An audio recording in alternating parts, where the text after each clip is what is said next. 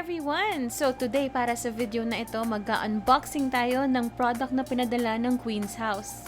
So a few weeks ago, nagpadala sa akin ng product ang Queen's House and i-unbox ko siya sa harap nyo ngayon guys.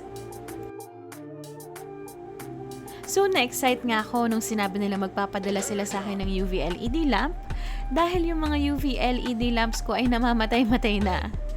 Anyway, super excited ako ipakita sa inyo tong product na pinadala nila. This is the Slay UV LED lamp. So, 2-in-1 na siya.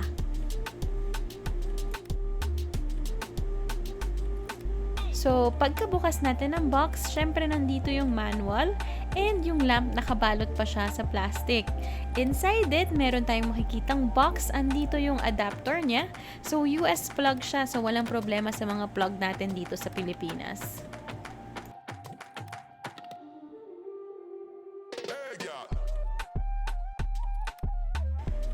And also, syempre hindi mawawala yung UV LED lamp natin. So, ang isa sa mga pinaka napansin ko dito sa lamp na to is ang ganda niyang tignan.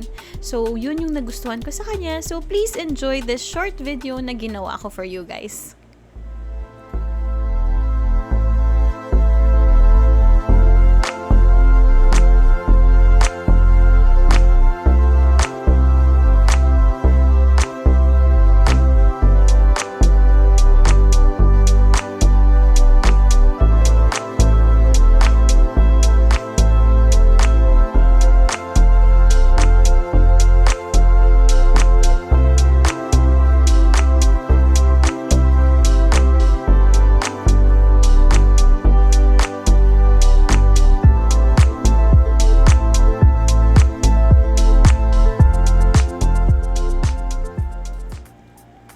At syempre, dahil review nga ito, i-discuss ko na sa inyo kung ano yung mga nagustuhan ko sa product na ito.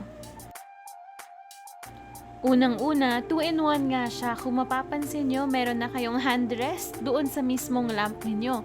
So, hindi na natin kailangan bumili ng handrest. Also, nare-remove yung ilalim. So, if kailangan siya sa paa, edi-remove na lang natin siya.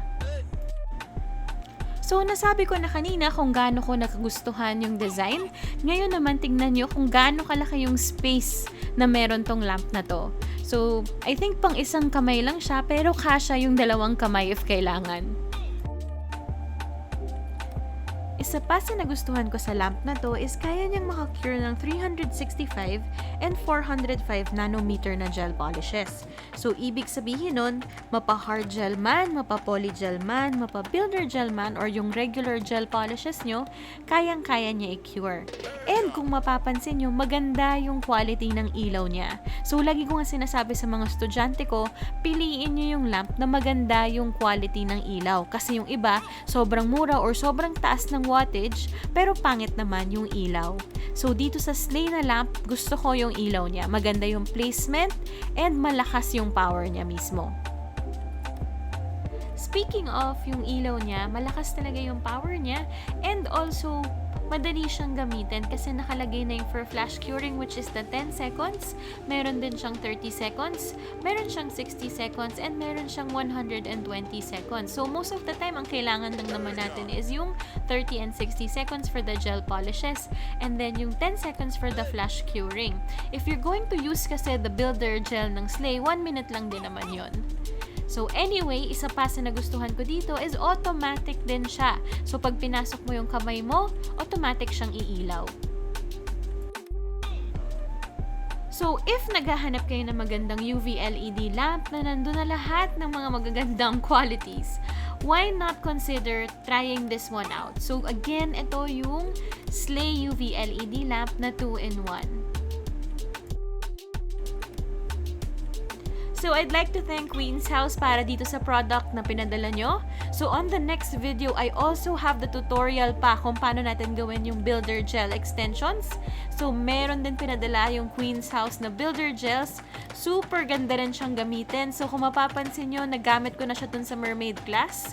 Well, anyway, if ever interesado kayo dun sa mga products na binibenta nila, hindi lang ito ang meron sila. Meron silang gel polishes, meron silang mga dust collectors, meron silang polygels, cuticle oils, nail drills, Halos lahat ng kailangan nyo for the nail business, meron sila. So, hanapin nyo lang sila, yung Queen's House Salon Supplies. Pwede nyo silang mahanap sa Facebook, pwede sa Shopee and Lazada. Sana na-enjoy niyo yung video natin today and hopefully marami pa tayong videos soon. I hope to see you guys next time and goodbye!